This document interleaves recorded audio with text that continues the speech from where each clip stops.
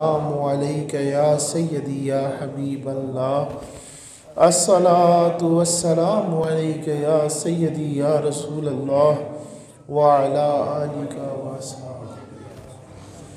हज़रात गिरामी, अल्लाह ताला का शुक्र है कि उसने हम सब को ज़िंदगी में ये एक मर्तबा फिर मौका और सादत अता फरमाई है कि हम फ़रीज़े की अदायगी के लिए, उसके ज़िक्र के लिए आज इस मकाम पर हाज़िर हैं।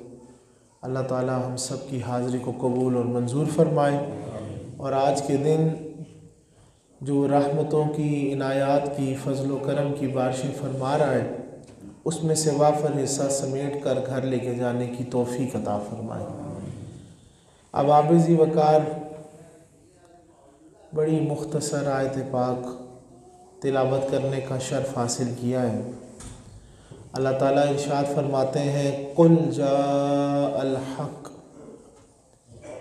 फरमा दीजिए कि हक़ आ गया, वज़हक़ल बातिल, बातिल मिट गया, इन्नल बातिल काना ज़हूक़ा, बेशक बातिल ने मिटना ही था।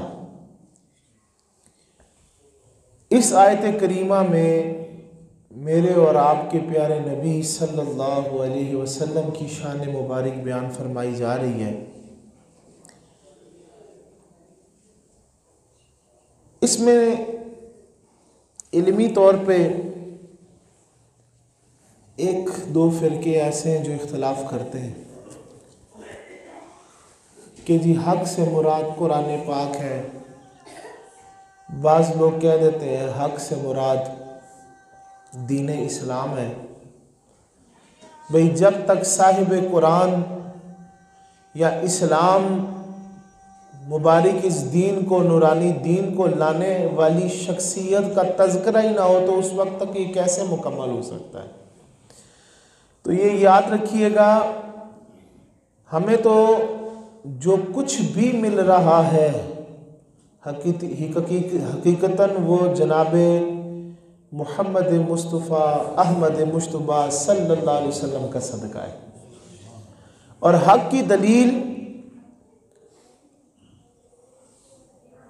इस कायनात में सिर्फ एक ही हस्ती है और वो हस्ती मेरे और आपके प्यारे आका है सल्लल्लाहु अलैहि वसल्लम। वो गुमराही है खुली, जो फ़कत हक़ कुरान को कह दे, जो फ़कत हक़ दीन इस्लाम को कह दे। चूँकि जब तक साहिब कुरान मौजूद ना हो हक़ वाज़े कैसे हो। और अल्लाह का कानून ही नहीं, अल्लाह ने डायरेक्ट कोई कायनात में किताब नाजिल नहीं फरमाई। शरीयत किसी ना किसी साहिब को भेज कर लोगों पे आशना की, उसके उसूल वज़ा किए, लोगों को हुयूद व क़यूद से आगाह किया, अपनी मर्ज़ी और मंशा अंबिया के ज़रिए से लोगों तक पहुँचाई और उनको एक नमूना बनाया। देखे ना, इख्तिलाफ तो यही था कि कुरान मजीद फुरकान हमीद के नज़ूल के हवाले से पढ़ लें, तो उन्होंने कहा जी डायरेक्ट क्यों नहीं अता किया गया, या अगर उसने हिदायत देनी थी कोई फरिश्ता क्यों नहीं भेजा, डायरेक्ट उसने खुद आके आगाह क्यों नहीं किया। तो अल्लाह ने इस आलम असबाब में वसीला नबी की ज़ात को बनाया और फिर इस कायनात में जितना भी हक़ है उस सारे हक़ के इमाम हमारे और आपके प्यारे आका सल्लल्लाहु अलैहि वसल्लम की ज़ात है। हक़ की दलील हुजूर की ज़ात अनवर है। हक़ मेरे आका सल्लल्लाहु अलैहि वसल्लम की ज़ात है और मेरे आका का चेहरा अनवर है। आपका जिस्म का एक एक मुबारक हिस्सा वो हक़ की दलील था, आपका नाम हक़ की दलील था, आपका किरदार हक़ की दलील था। जिस पहलू में भी हुजूर का तज़किरा करोगे वो हक़ ही हक़ है, हक़ ही हक़ है। मैं सिर्फ और सिर्फ हुजूर के अगर चेहरा अनवर की बात करूं, प्यारे आका सल्लल्लाहु अलैहि वसल्लम के मुबारक मुखड़े की बात करूं, तो उस दौरे मुबारक में आज से 1450 साल पहले बहस मुबाहिसे तो चंद हदीस में मिलते हैं ना। मौजज़ात मांगने वाले तो चंद तस्करे हैं ना, लेकिन बाकी जितनी लाखों अवाम है किसी ने मौजज़ा नहीं मांगा, बहस मुबाहिसे नहीं हुए। मुस्तफ़ा का नूरानी मुखड़ा कुल जा अल हक अगर अल्लाह ने फरमाया तो ऐसी शान वाला मुखड़ा था कि जो कोई भी मजलिस में आता चेहरा अनवर को देखता दिल दे जाता। आपके अल्लोकी में एक साहबी का मैंने नाम लिया था, हज़रत अब्दुल्ला बिन सलाम रदी अल्लाह ताला अन्हु। आपके अगर इस्लाम लाने के वाक़े को देखो तो अब्दुल्ला बिन सलाम का बैकग्राउंड क्या है। वो आम आदमी नहीं है, कोई मजदूरी पेशा शख्स नहीं थे, सिर्फ ताजिर नहीं थे, बल्कि अपने शरीयत मूसवी के एक अजीम आलिम थे।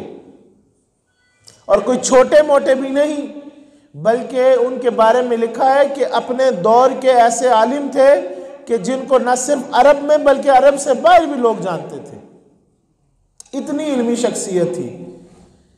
तो आप खुद अपना वाक़या क्या बयान फरमाते हैं, कहते हैं कि जब प्यारे आका सल्लल्लाहु अलैहि वसल्लम का ऐलान हुआ, चर्चा हुआ कि हुजूर तशरीफ़ ले आए हैं और एक शख्सियत है, उन्होंने ये दावा किया है कि मैं अल्लाह का आखिरी नबी हूँ, रसूल हूँ, मेरे बाद सिलसिला नबूवत ख़त्म है। मैंने कहा आओ देखते हैं, चूँकि उनको तो निशानियाँ मालूम थी, वो तो तमाम साबका जितने सहीफ़े थे उनके आलिम थे, पहचानते थे। फरमाते हैं जब मैं रसूल करीम सल्लल्लाहु अलैहि वसल्लम की बारगाह में पहुंचा कि देख कर तो आऊँ कि ये किन्होंने दावा किया है। अब्दुल्ला बिन सलाम फरमाते हैं कि जब मैं रसूल करीम सल्लल्लाहु अलैहि वसल्लम की बारगाह अनवर में पहुंचा, मैंने आपका चेहरा देखा, चेहरा देख के कलमा पढ़ लिया। हज़रत उमर को यही वाक़या सुनाया। आपने फरमाया ए अब्दुल्ला ये कैसे मुमकिन है। फरमाते हैं या उमर इसी तरह हुआ कि मैं जनाब रसूलुल्लाह सल्लल्लाहु अलैहि वसल्लम की खिदमत में हाजिर हुआ, प्यारे आका सल्लल्लाहु अलैहि वसल्लम के चेहरा अनवर को देखा और आपके चेहरा अनवर को देखते सार मैंने पढ़ लिया ला इलाहा इल्लल्लाह मुहम्मद रसूलुल्लाह। फरमाते हैं ये तो मुमकिन था कि मेरी बहुत बड़ा जुमला है, और हदीस भी कोई आम हदीस की किताब नहीं, बड़ी मोतबर मुस्तनद हदीस, बड़ा मोतबर जुमला। इससे हकीकत को जाने के हज़रत उमर को अर्ज करते हैं या उमर ये तो हो सकता है कि मेरा जो बेटा है मेरी बीवी की खयानत का फल हो।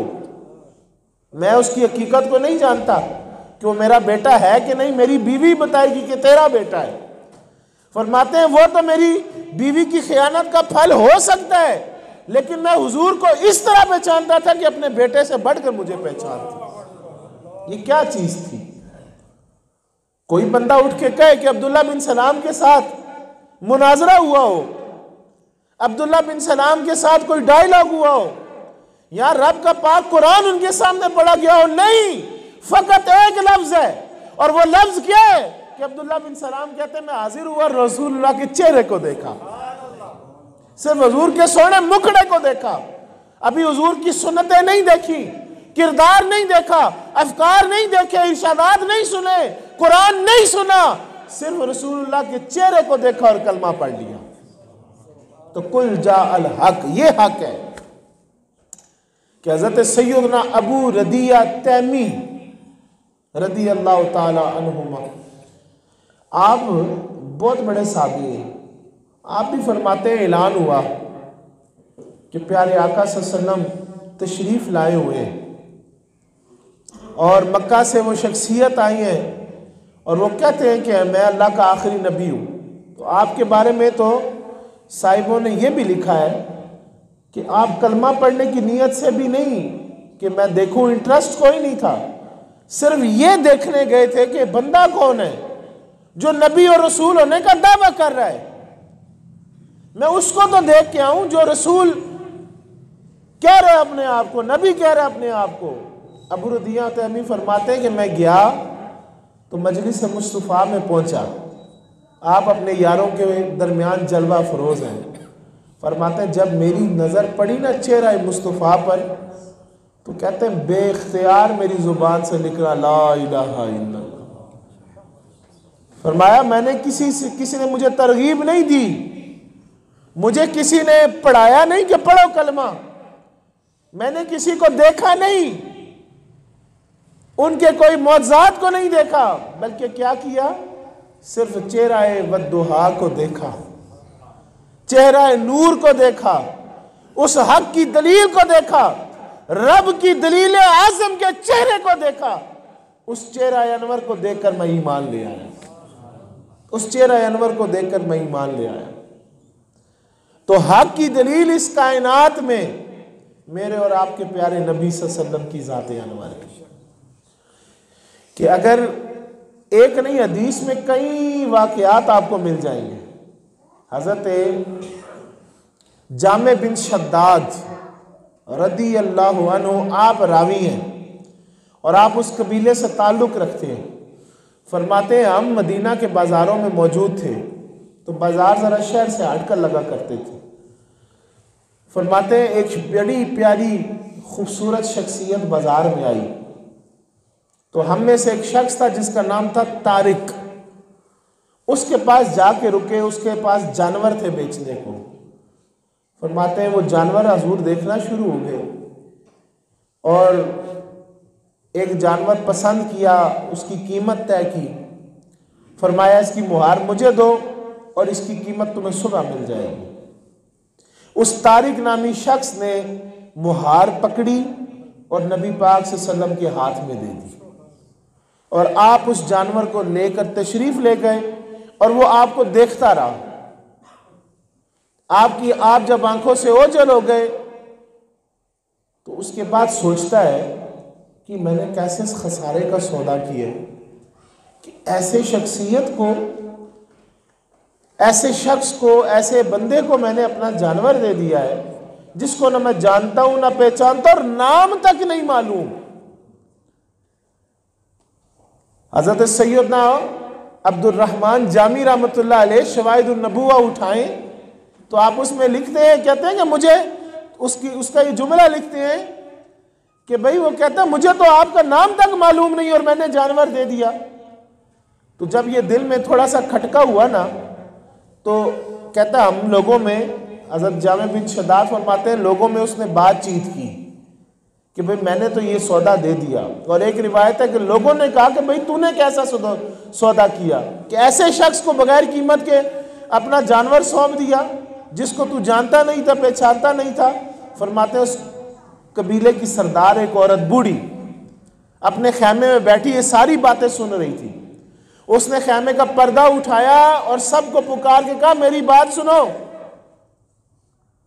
जिसको तारिक ने अपना जानवर सौंपा है याद रखो उसका चेहरा 14वीं के चांद से ज्यादा रोशन था।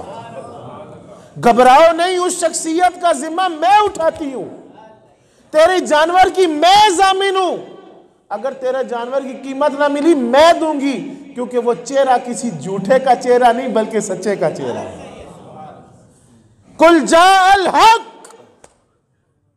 कि वो तारिक नामी शख्स को क्या औरत कहती है, मैंने उसका चेहरा देखा है। वो चेहरा किसी खाइन का चेहरा नहीं, किसी झूठे का चेहरा नहीं, बल्कि 14वीं की तरह रोशन चांद का चेहरा और सच्चे का चेहरा है। फरमाते सुबह हुई तो एक साहबी हजूर का एक गुलाम चंद खजूरें लेकर उन लोगों के पास आया। जामे बिन शद्दाद फरमाते हैं वो खजूरें उसने तारिक नामी शख्स को दी और कहा आओ हमारे प्यारे आका बुलाते हैं, अपनी जानवर की कीमत आके वसूल कर लो। फरमाते हैं उन्होंने सिर्फ हुजूर का चेहरा देखा और पूरे कबीले ने कलमा पढ़ लिया।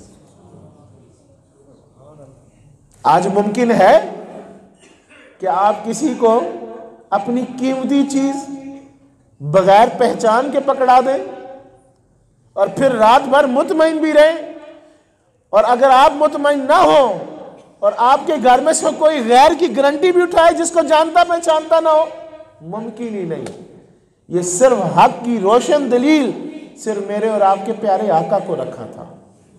और मैं तो लोगों को ये अर्ज करना चाहता हूँ, कभी गौर तो करो।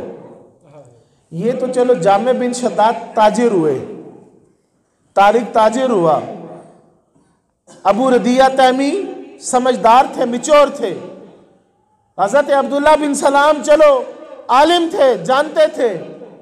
हुजूर को तो देखकर उन्होंने भी कलमा पढ़ा जो अभी बच्चे थे।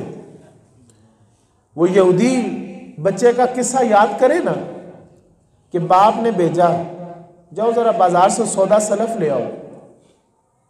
मदीना शरीफ का यहूदी बाजार से बच्चा सौदा सलफ लेने गया, रास्ते में कहीं नजर हुजूर के चेहरे पर पड़ गई।